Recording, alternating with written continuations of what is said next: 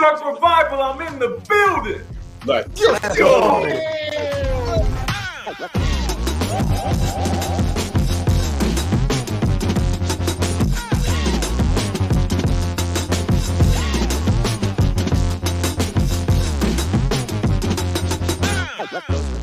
Live with the Revival! Let's go. Let's go.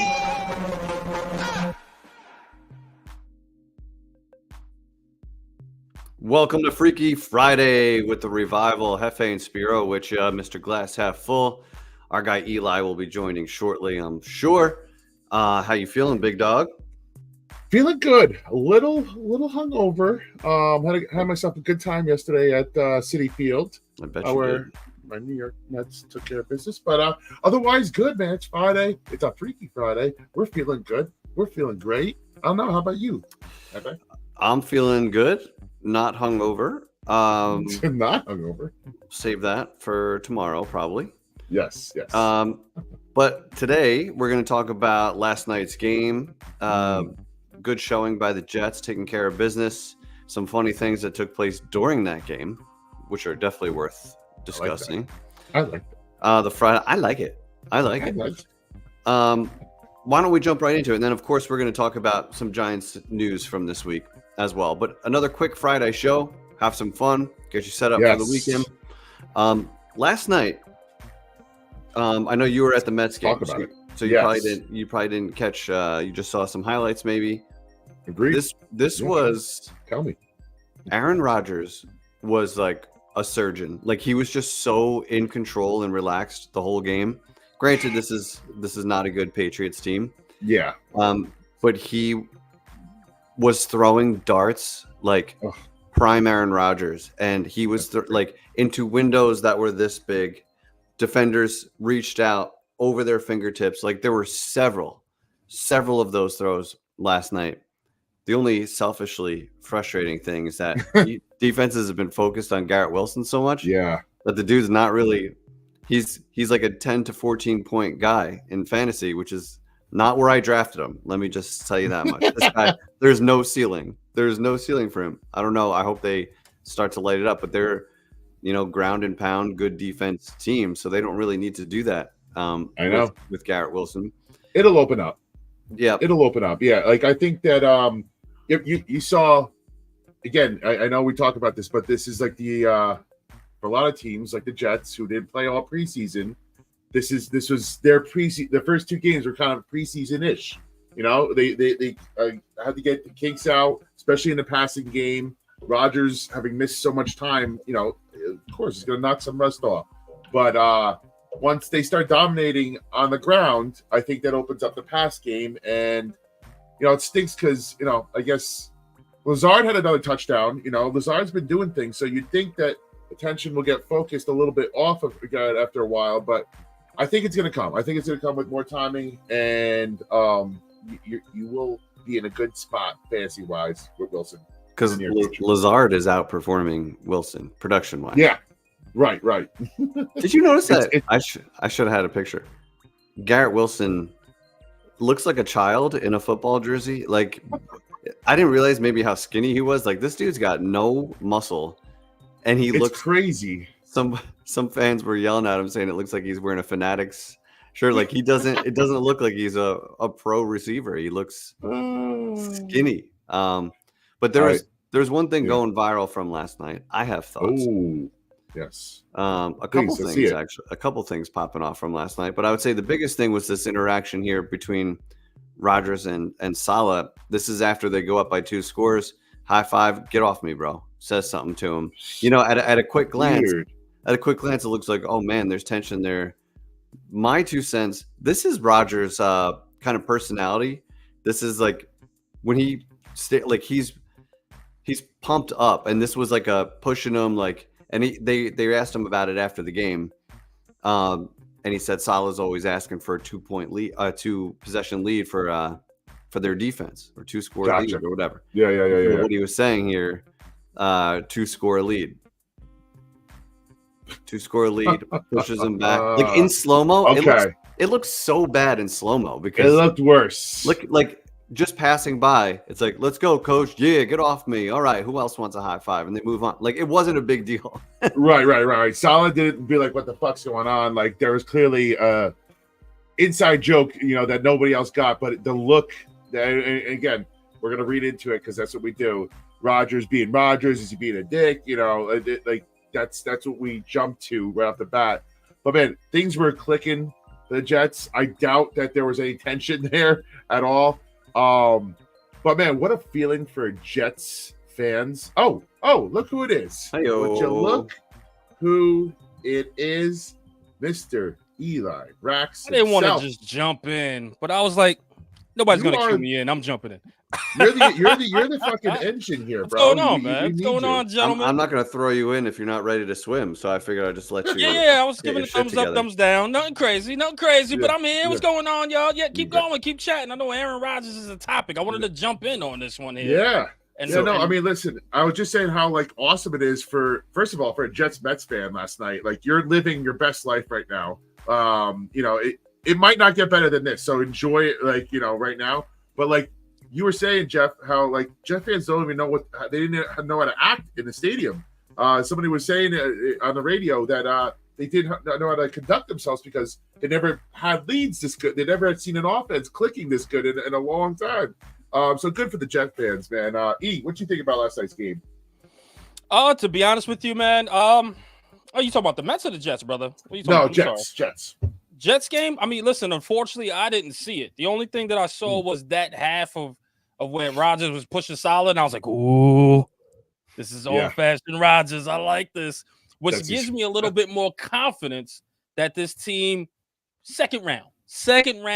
You know what I mean? They're gonna go and do their thing in the second round in the playoffs, and then let's see what happens there. See if they go to the Super Bowl. But I know a lot of people go, "Man, I can't stand Rodgers. This is him. This is his attitude." I like it. I like a quarterback fiery, man. I ain't gonna lie to you. Get the hell off me, coach. You wanted 2 possessions, 2 touchdowns? I got you. Get the hell off me, coach. That's what you want. I like Rodgers like this, man. Gives that 40-year-old guy that new 40's new 20, I guess, for him in the NFL. Yes. I like it, man. I ain't gonna lie. I like it a lot. Okay. I watched most of this game, and I can tell you, Rodgers was just brilliant, man. He was good Rodgers last night. Take all the bullshit off the field. Forget about that. You were seeing why he's a Hall of Famer, why he is that dude. His arm strength, the things he can do, like with a flick of the wrist and the accuracy where he puts it, second to none, really. I mean, that is a specific thing that, like, Mahomes is incredible, and he's that dude for sure. Right. But the way Rodgers flicks the wrist and just gets a perfect spiral in this window where the only place it needs to be, like, he picked up at least 3 third downs on that kind of throw, where it's just like, man, this dude he's still got it. He's still special. He's special. Like the way go ahead. Sorry. He got out of the pocket a couple times too. Not like his, 25-year-old self, or what was he even starting at 25? I don't know. In his prime. But like he was able to escape. He even got tackled decently a few times and bounced up. He needs those. It was such a good, clean game by Rodgers, basically. He's just surgical, man. He's surgical. You can't take that out, 40, 25. It doesn't really matter. You can't. He's so smooth, and he knows what to do. He's seen every defense, man. So, like, you could just see no panic with him. And his arm talent is so special that he knows the exact touch. He knows the exact when to rifle it, when to float it, and he can make every single throw. And that's been Rodgers since day one. It's why he won all his MVPs. But what he'll be judged on ultimately is not this Patriots game in week 3. It's, down the line against the Bills and Dolphins and playoffs. That's it. This is a good start for him, but we never question his talent. It's about what you do in a clutch when you need him the most. Are we going to see what Rodgers are we going to see? But good start for the Jets, man. I'm telling you right now, Aaron Rodgers comeback player of the year. I'm going to put it out there right now. I don't know if Underdog has something to where you could kind of bet on that, because I would definitely bet on that. I think he's going to run away with it. But shout out. Speaking of Underdog, don't forget, guys, we're sponsored by Underdog. That's right, Underdog Fantasy app. If you download it today, You will use promo code REVIVAL, and it will match your deposit by half up to $250. That's right. Use promo code REVIVAL, Underdog Fantasy app that will match your deposit by half up to $250.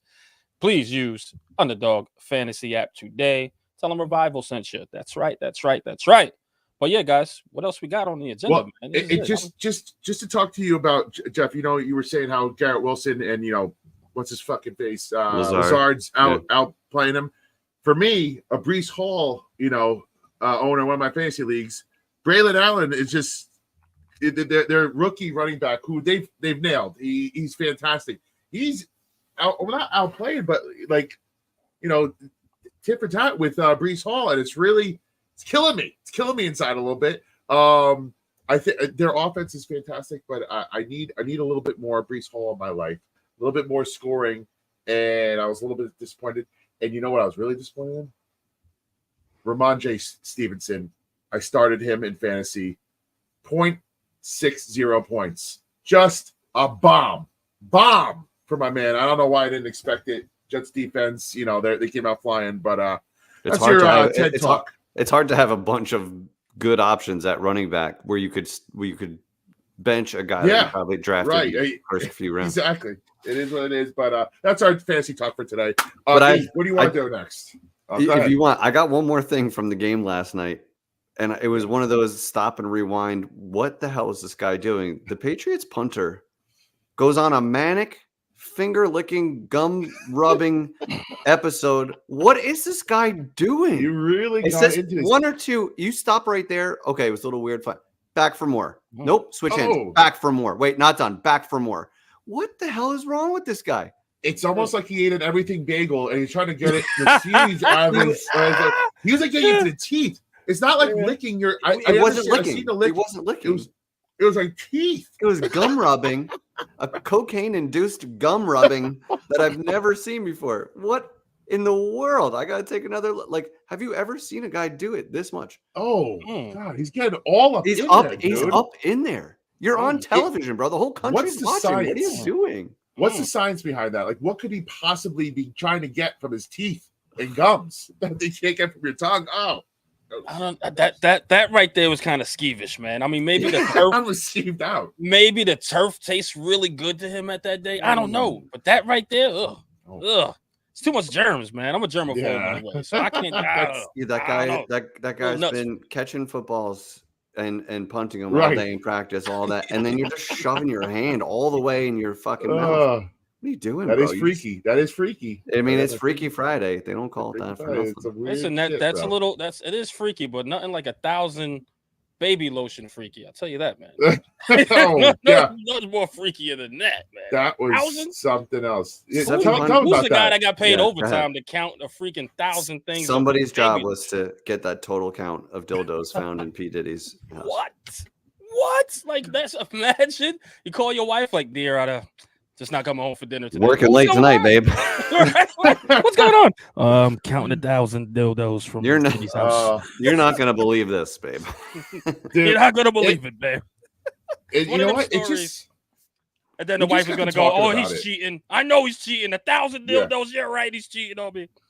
Like, what is going on here, man? We just got to talking about it with my buddy. Like, it just gets sicker and sicker the more shit that comes out about and it seems like all your heroes nowadays, like, you find out that they're just total creeps. And I got to talking about, like, were these creeps just always around and we just didn't know about it as much back in the day? Like, they had to always be creepy, right? Like, there's some sick shit that you read about in the past.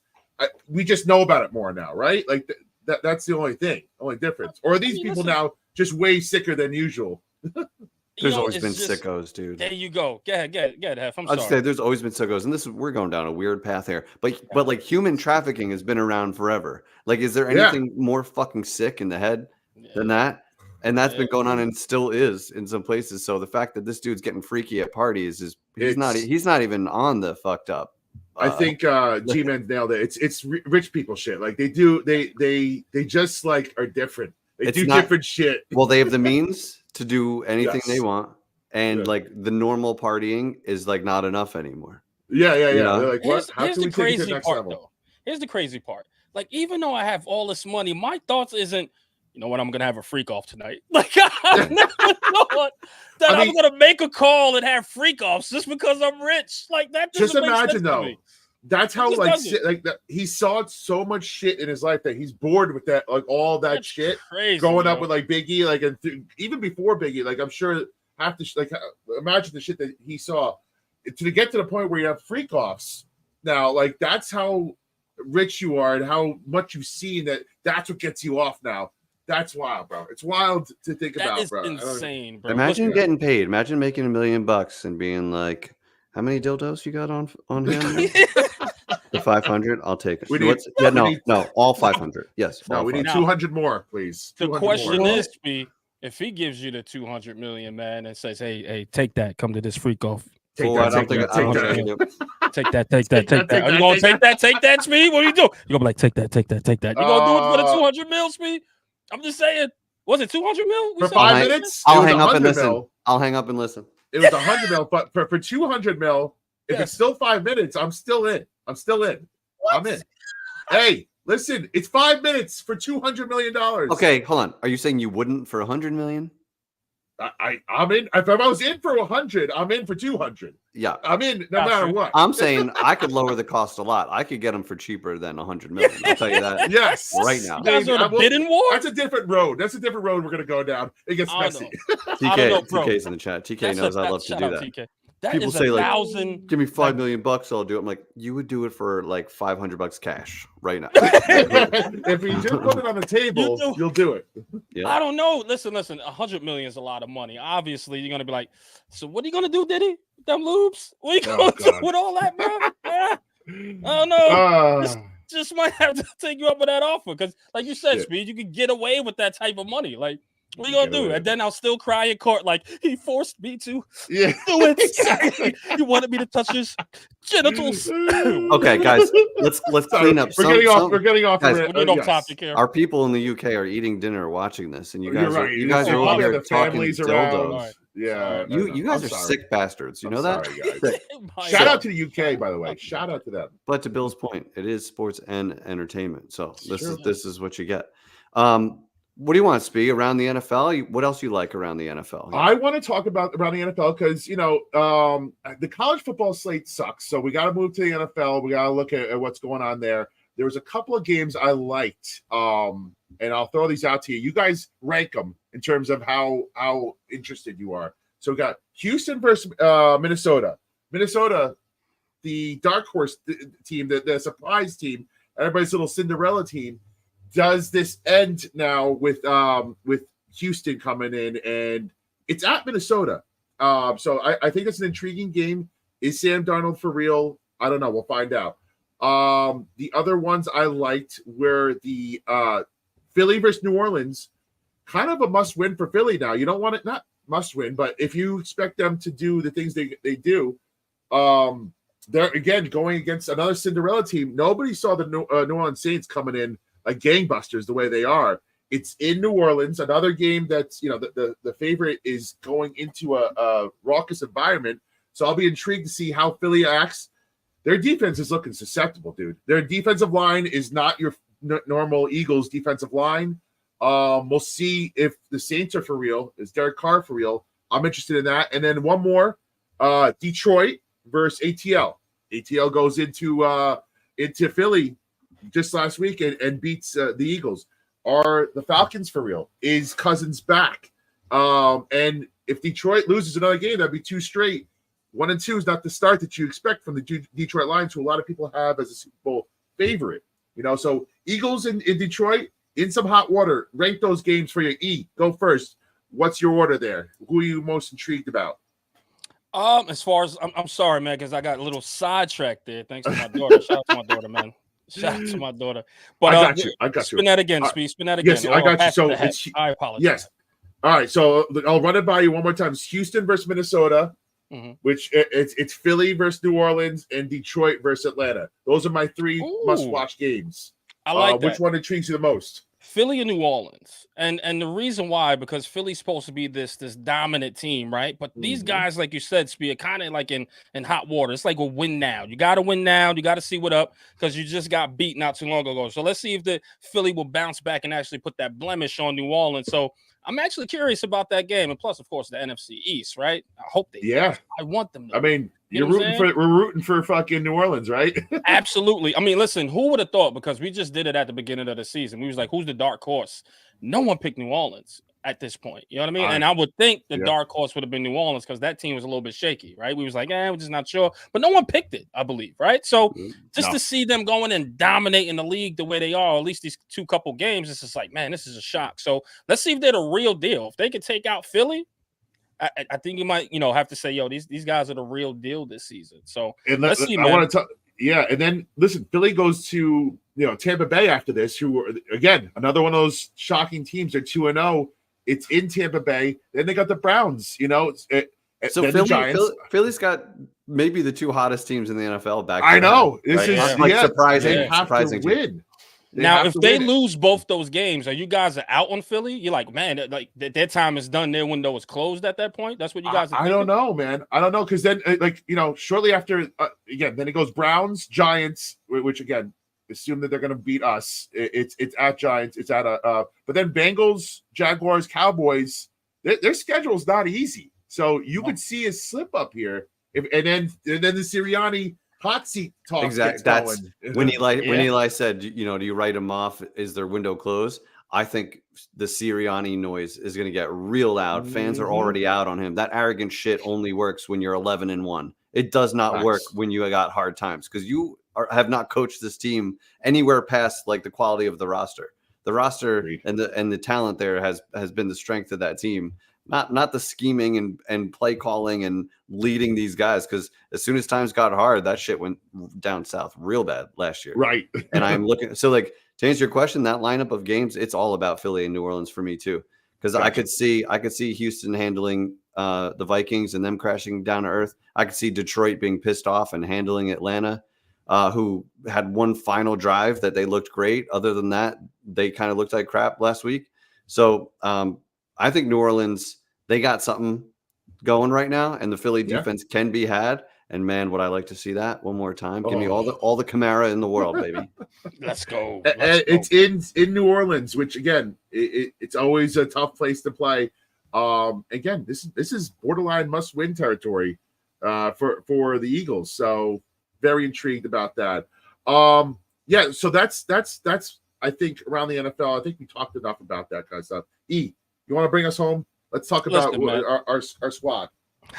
Here we go, man. First things first, even though I do understand that we have the Browns coming up this Sunday, I get it, guys. I get it. But before we talk about that matchup and is it favorable for the Giants, I want to talk about the news, man, because this just came out. Breaking news, man. Of course, man. Jalen Hyatt, man, is not happy the way he's being utilized on this Giants offense. So you know what he said? If you're not going to use me, trade me, man. So I just want to go around the room and actually get y'all opinion on this. And I'm going to start with El Jefe on this one. Jalen Hyatt, man, is he right at this point, man? Because if you look at some of the tape and etc., there was some stuff, he was open a little bit, right? Or if he was used, he was just out there jogging as well. Maybe a couple arguments could be made, but let me get your thoughts, man, on that Hyatt quote there. Yeah, like from a high level, it's another blemish on Joe Schoen's drafting. I mean, you're drafting dudes that you can't play. And, it's the Giants are 0-2. It's not like Slayton is being used all over the place. Why not see what he's got? Why not throw him out there and dial up his plays? And we don't have enough deep shots this year, right? I think like almost none in the first week, maybe one in the first week. Then I think we were 0 for 4 in the second week. Jones was, while he had a relatively clean game last week, he was pretty bad on deep shots. He was 0 for 4, and like none of them really were that close. So you have a separator in Hyatt who's got that blazing speed. I don't know, man. It's a bad look because you're either not developing him or he's not the player you thought he could become. Either way, it's a bad look for the Giants, and it's more noise in the locker room. It's more for Dable to manage. So they got to figure it out. I go back to being 0-2. He's a second-year player who we have no idea what he can be. You already know what Slayton is. Slayton's been here for the worst of years. He's been solid in the worst of years. But like, thank you. We know what you are. Do you want Hyatt to be here for the next 4 years? You know, like, come on, man. Figure out what he's got. Speed. Well, there's a couple issues here. Right now, I don't know that Slayton. I don't know that Hyatt is better than Slayton. You know, Slayton's has a bigger route tree. You know, he's got more trust with Daniel Jones, and right now he's got the trust of his coaching staff as well. And it appears that Hyatt doesn't. And maybe I don't know if he's expanded on his route tree yet. I don't know that if he's a one-trick pony, the one trick that he has, Daniel Jones is not great at right now. He just doesn't throw the ball deep. So it goes back to your point, Hefe. Then why did we draft a guy that's a one-trick pony and does the one thing that our QB hasn't really proven he could do? So therein lies the problem. I think, and I love Darius Slayton. I've shit on him a lot, but he's just a consistent player. I get that he is ahead in the pecking order right now. So I just need them to trade Darius Slayton, and I think you can get value from him. And I think that will allow Hyatt to get more reps and see what he can do, because you have to see what you have in your third round pick. And by all reports, they probably would have taken him in the second round if JMS wasn't there. Shout out to Shane, who one of my group chats, he showed me the video. Dable and Shane were talking about taking him in the second round. So if you love the player that much, him saying whatever he said shouldn't have dropped him down the depth chart, because it coincided. He was running with the 1s and 2s early in training camp, and then he said what he said, and it just he fell down the draft. I don't know if that was a reason. I don't know if there's more to it, but it's a coincidence. I don't know if it's a coincidence that he dropped down the depth chart as soon as he said, "Hey, you're not throwing the ball to me." And to be fair, make them throw the ball to you too, though. Hyatt, it's a little bit on Hyatt too. I don't know what he's doing in practice to have fallen down the depth chart this much. So it's a little bit of everything. It's a perfect storm, but it's not a good look on Joe Schoen. I'll say that. Let me say this, man. While it can be Hyatt's fault, right? I think we have to understand, and we all could admit here, this is a quarterback issue. The reason why Neighbors got so many targets is because it really was a one read and go. There wasn't too many reading by Daniel Jones. Correct me if I'm wrong. Chat, get in here. Reason why? Because it was game planned that Malik Neighbors has to get those targets because it was a one read throw. Here's what's going to happen, though. I think that teams are going to catch on to Malik Neighbors, and this is where you'll finally see what Hyatt can do and probably go across the middle a little bit more. But like you said, Speed, he's a one-trick pony. Go route. Now it's like, okay, let's take. We haven't seen anything else. Absolutely. So let's take the training wheels off and see if he could go up the middle like a Neighbors. Right. Let's see if he can go to these slants and try to take it somewhere. My answer probably right now is I don't think so. Because if you look at Hyatt and his film, he does need help with his route. He got to learn how to the route tree a little bit more. You know what I mean? The kick a play is just now let's see what happens when they start to actually game plan around Malik Neighbors. Are they going to step up? Or are we going to see a Wan'Dale Robinson, which is actually a good route runner at this point? So Jalin Hyatt, I get it. You want to be involved into the game, but unfortunately we have a quarterback that just can't quite see you just yet. Yep. So until we actually address that, you got to kind of go get it, young man. Got to go get it. That comes with some patience with the offensive line and trust from Daniel Jones as well, which absolutely may never come, but we'll see. Real quick, I want to switch gears real quick because this leads into the Dable question, right? Because the Dable news that came out was that John Ronan said he's hearing from players that they're starting to lose a little bit of trust in faith in Dable. Now, real quick, what are your thoughts on that? Do you believe in it? Or is it just news just because they can't shit on Daniel Jones who got to come up with something, like what do you think about that? Oh, all right. So listen, I'm gonna say this confidently 100%. And the reason why I can say confidently 100%, I'm sure you guys would know. That's smoke and mirrors. I don't believe it. I don't think Daboll is losing the locker room at this point. I just don't believe. I like I said, he's not getting let go either, unless something catastrophic happens to this team, and that means he goes in the press conference and loses his cool.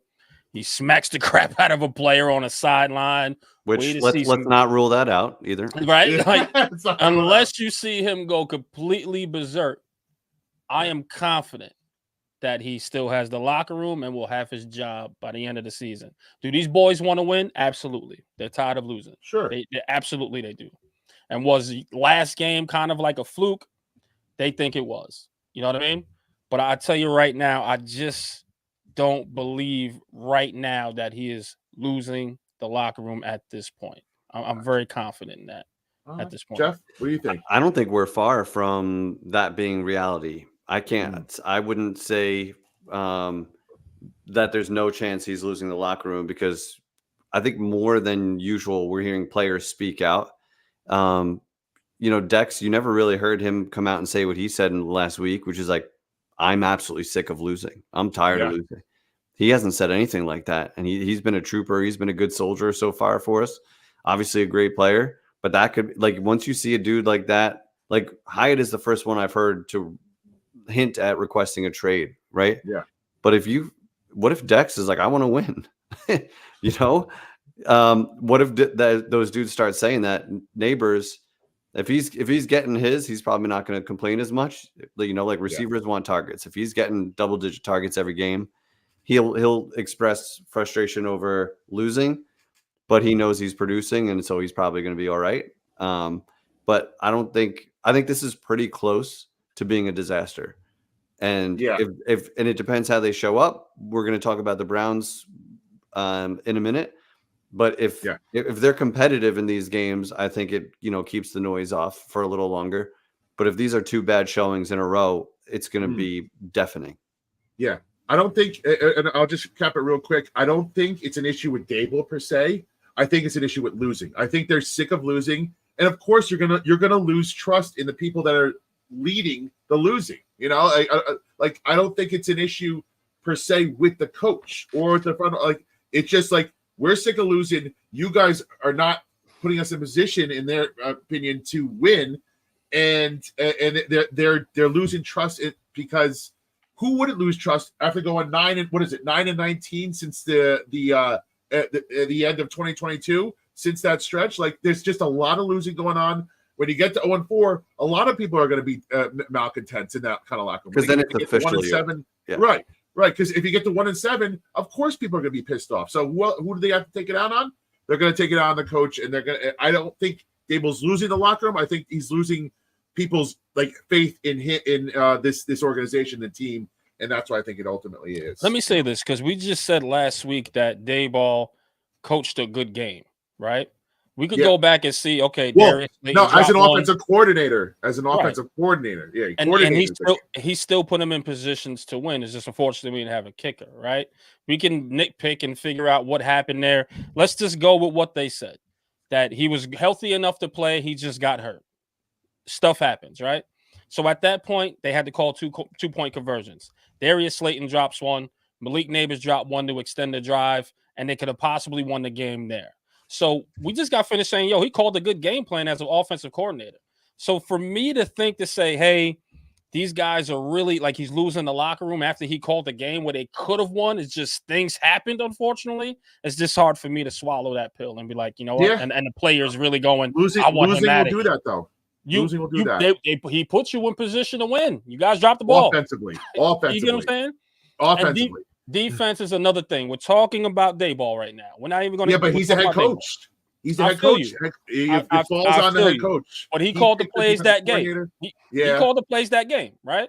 He put them in position to win. If Darius Slayton would have caught the 2-point conversion, different conversation. If Malik Neighbors would have caught that possession to extend the drive, different conversation. The Giants probably would have won that game. So for me to sit here and say, yes, are they tired of losing? Absolutely.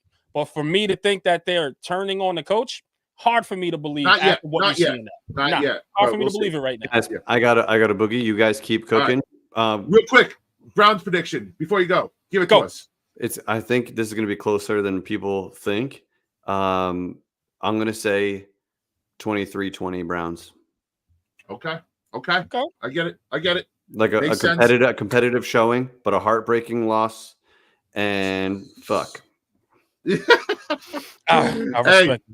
Hefe, love you, baby. Get Love out you guys. there. Talk soon. We'll talk to you. Peace. E. All right, let's switch gears and end it strong here. Browns talk. What do you think about the game? Do we have a shot? And what happens afterwards? Win or loss? What do you got? Hey man, we're gonna make losing fun again. Okay? Hey, we're gonna make losing fun again. For me, you know what, Speed? This is a winnable game. I don't want to sit here and think that we're gonna get blown out because the Browns offense is just I don't know what's going on with Watson there. I'm not sure. Stinks. He stinks really bad. So this is why I think the Giants have a chance. However, our defense have not been playing up to par, and this could be the game where you see Deshaun Watson come alive because of our defense. Now, here's why I'm having a little more confidence in the defense, right? Because we got a guy, and I'm not comparing it. I'm just saying this happens. But we have a guy in Steve Spagnuolo, got blown out 2 games, right? Then the defense come alive and we win the Super Bowl. I'm not saying this now. I'm just saying usually when you have a new defensive coordinator, it takes about the 3rd game for them to actually start to get things rolling. So I think the defense will be significantly better this game. I just don't know if it's going to be good enough to slow down Deshaun Watson and company. Now, I think the defense of the Browns is a whole lot better than, of course, Washington at this point. So I think I'm going to need to see Daniel Jones run a little bit more. I think I need to see the options a little bit more to get their defense kind of off balanced a little bit. And I think, of course, they're going to game plan for Malik Neighbors. So this is where you'll see Wandale and hopefully Hyatt and Darius Slayton come alive. If those guys are solid, I think the Giants can win this game by 3 points. However, reality sets in for me. This team is just not ready yet. Unfortunately, it's going to be a hard-fought game, and I think it's going to be a heartbreak. 24-21, Cleveland Browns. Oh, I feel you. I hear you. So I think we're all the same kind of level here. This is a huge game for this offense. I saw real progression here, but again, it's against the Commanders. We always said this, like, no matter what they did against the Commanders, we're kind of just going to be like, it's the Commanders. We have their number. It doesn't really count in our mind until they do it again versus the Browns. Can Dable call a great game now when all the tape is out there now on Neighbors? They know how many targets did he have? At what, 18 last game? Yeah. Now you're going against Denzel Ward, who is no joke. That is a good cornerback. This is going to be different. It's not going to be as easy for Neighbors. You can't just funnel 18 throws to that side. Is Slayton going to step up? Is this a Wandale Robinson game? Is this a Hyatt game? Because Hyatt's like, are you going to grease the wheel, right? It's grease the squeaky wheel. Hyatt's the squeaky wheel here. You get the Hyatt plays. So very big game for the offense. The tackles, our offensive line is looking great so far. Now do it against Myles Garrett. Now do it against Zacharias Smith. It's a different ball game now. This is not the Commanders coming in. So for me, until the offense has not earned the benefit of doubt at all. I think we lose this game. I think it's going to be 19 to 16 kind of game, 19 to 14, something like that. Okay. We lose. I hope it's competitive. I hope Shane Bowen has these guys going. We play defense because if you can't stop this Deshaun Watson-led offense with really no running game, Ford's good, but like you're not throwing Chubb out there, so it's like you got to be able to not let up 200 yards. Keep it close. I want to see a close, competitive game. I'm not going to consider it a moral victory, but I don't want to see him get blown out. You get blown out, there's red flags everywhere. The heat turns up, and it's going to get real ugly. You talked about not losing the locker room now. A blowout loss, it's just going to fuel that fire. I'll tell you, if you get 41-0, you have the owners. Like a Dallas Cowboys type of women. You can't let that happen to Deshaun Watson. No, you have to go out there and you have to perform and make this a very close game down the end. Agreed. Listen, I think the owners are okay with competitive. I hate to say yes, it has to lead to wins. I think you're right on that. I think they're okay with competitive because it shows that, okay, they're doing something. They're just missing the quarterback or they're missing another edge. It's just a couple pieces to make this team what it needs to be. So that shows that it's on the right path. But if they go out there and lay an egg, and I mean, it's not 0, let's say 7-28. you have the owner's attention. You still have the owner's attention. Like, but if it's like, 14-21, then you go, okay, cool. You lose by less than a score, one. That's fine. That's fine. If you lose by a possession, whether it's 7 points or 3 points, fine. But I'm telling you right now, if it's like you have I'm telling you, like Speed, 21-7, you have the owner's attention. It's just like, wait a minute, hold on now. Hold on. This ain't competitive football. Then we can start talking about it leading down the ways. But of course, I'm still going to stick to what I stuck to. But at the same time and token, that's going to call for some eyebrows to be raised. Like, is this the right guy? Is this the right GM? The fans are going to get louder. And Jordan Renan's going to seem like he is right at the end of the day. You get what I'm saying? So I'm just hoping for they can win. I think they can win this game because the Cleveland Browns is nowhere near what they used to be. Yeah. The Giants got to show up, man. Like, they got to They have to show up. But Bowen, this is a huge – and I said it earlier this week. I think we were getting a little bit too harsh on Bowen. This is a new defense. This is he's using Wink's players. You got to like, this is not a perfect player to scheme fit right now. Like, the scheme that Bowen wants to run is completely different than Wink. So it's going to take a little bit of time. You got to give him now. If they get blown out by the Browns, that's going to, for me, throw out some fucking red flags. Like, I'm gonna really start worrying there. Deshaun Watson has been dog shit. You can't let him get on track. Banks versus Amari Cooper, going to be a very interesting matchup. So it should be an interesting game. It's a big litmus test for us to see if this team is progressing at all. Joe Shane said patience earlier on the press conference earlier this year.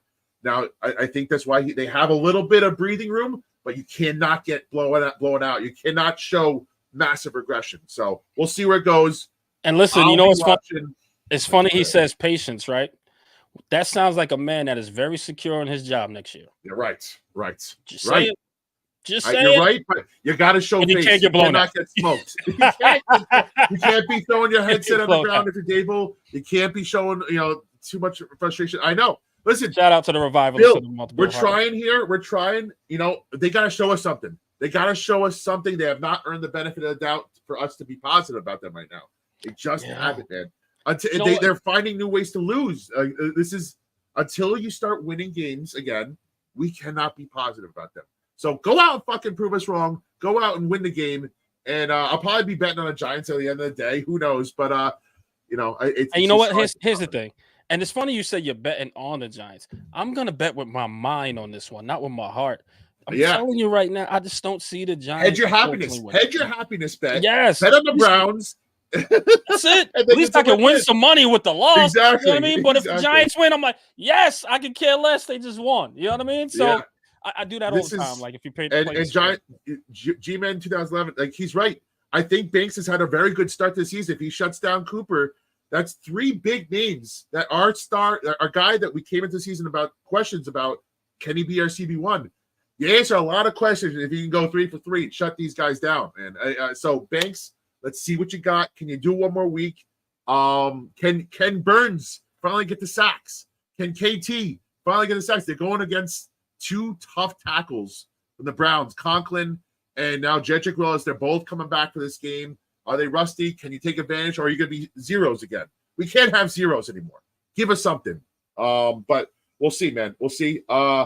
Lastly, real quick before we get out of here, I don't know if do you have anything else to say about this Browns game? Oh, no, listen, man, just defense, go out there and play. Like, defense needs to be fired up, running around, making plays. Brian Burns needs to live up to his contract. And I understand it's 2 games, but if you're that much of an elite player where they paid you like one, game 1 should have been your coming out party for the New York Giants. You get what I'm saying? Kayvon Thibodeau, I told you, man, I'm going to be up your ass. I told you, bro. I'm telling you. So you need to come alive this game and figure out what your draft capital is worth at this point. So defense, man, I need the defense to come alive because the offense did their job for the most part. But I need the defense to come alive and actually create some pressure for a terrible Deshaun Watson who has about probably 1,000 lubes on his mind from Diddy's house. Who knows? All right. But you know what's great? At some point. Yeah, right. You know what's great, man? We'll wrap this up because I know you went to the Mets game, man. And boy, I heard you laughing. And not only the guys, if you don't know Speed, when we hang out with Speed, he has this little chuckle. He'd be like, yeah. When he's super happy. And I heard that. I knew he was happy, man. Tell us about the game, brother. It was just one of those days where everything vibed right, man. Like from picking up my friend to getting into the stadium on time to the tailgate. And then as a Giants fan, it's been a lot of like great vibes before. Then you get in the stadium and it's a shit show. The game lived up to the hype too. 4 home runs, 10-6 victory, beating our rivals in the Phillies. Like the vibes in the park were fucking amazing. Everybody's losing their minds, having a good time. It's just one of the things. Like the tickets worked out. Shout out to a good friend of ours. I don't want to say her name, but a good friend of ours that hooked us up and got us some good seats. It just everything was fucking immaculate. And then I was taking video of Francisco Alvarez on his at bat. I was like, I'm feeling this guy. Like he's up 2-0 in the count. I'm feeling he's gonna drive this ball.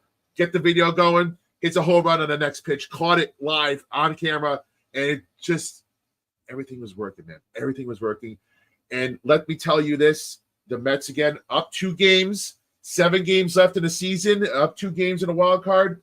It's coming down to it. I don't know if they're gonna make it or not, but we're excited. They got a series against the Phillies, then the Braves next week, and then the Brewers, and then the season's over. I think they're going to do it. The vibes are still immaculate right now. They're hot, and we are having a special guest on Monday. He's going to be joining us, Mike Meyer of Metsmerize. Any of the Met fans out there, tell your friends, join us. We're going to have a big show. We're going to talk Mets, and we're going to get this thing to the finish line because we're getting to the fucking playoffs here. We're getting to the playoffs. I'm marking it down. And you know what? And I'm happy for you, Speed, because the Mets started off a little shaky, right?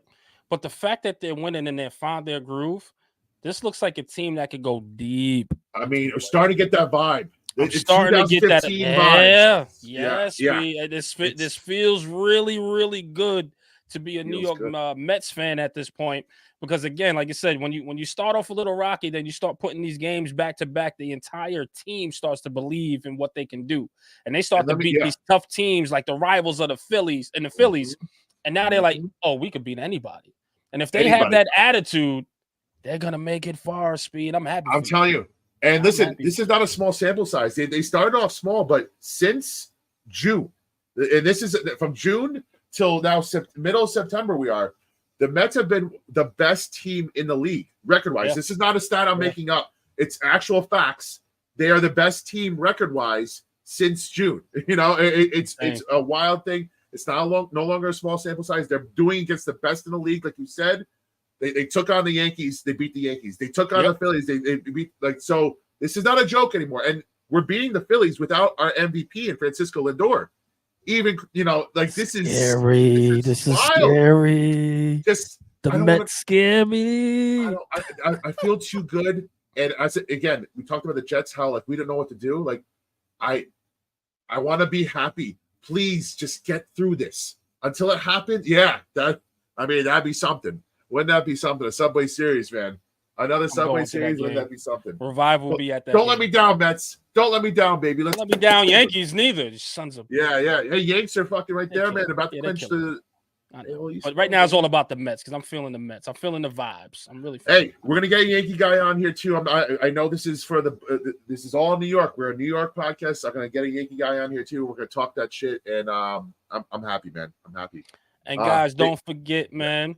The New York Revival show is brought to you by Underdog. That's right, Underdog Fantasy app. If you download it today and use promo code REVIVAL, they will match your deposit by half, up to $250. That's right. Download Underdog Fantasy app today. Use promo code REVIVAL. They'll match your deposit by half, up to $250. So download today. Tell them Revival sent you, man. That's where it's at, man. Do it today. Put a deposit like $10 and just put a couple bets on and see if it's a good return on for you guys. So that'll be fire, man. Download the app today. Do your thing, man. Shout out to Underdog. But Speed, here it is, man. Oh, yeah, man. A Freaky Friday. We went overtime as usual. As usual. We can never keep it at. Never, man. Shout out to everybody in the chat. Shout out to the Revivalists of the Month, Bill Hartnett. And how can you be Revivalists of the Month? It's simple, guys. Get in this chat, show some love, show some support, and maybe you could be Revivalists of the Month. And what we do with our Revivalists of the Month, usually they come on for about a 15, 20-minute segment on the show. Right, we get Bill on them. Yeah. You know, Bill, every time I ask Bill, he goes, "Nah, I just love y'all." And I'm just like, Bill, you're the man, brother. Yeah, so shout out to Bill, man. Can you be better? Can you be any better? You're just the best.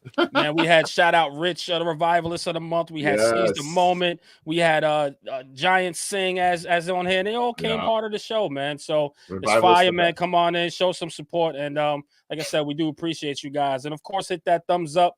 Head over to YouTube, hit that subscribe button. This is how we get more guests secured for you guys. And I think we might have a guest coming on very shortly to talk about the NFL. Keep you guys posted. So, yeah, man, we can guest galore this season. Not only Monday we got a guest, but maybe Friday we might have somebody to talk about the NFL. A shout out to that person.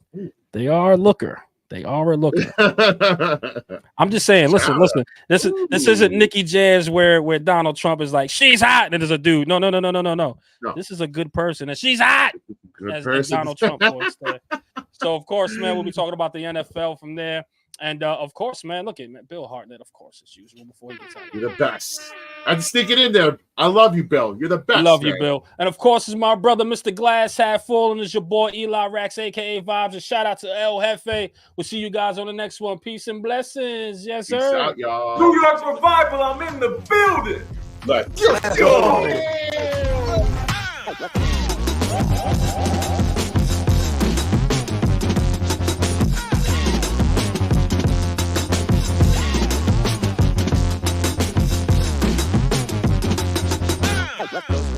Live with the Woodlard Roar! Let's go.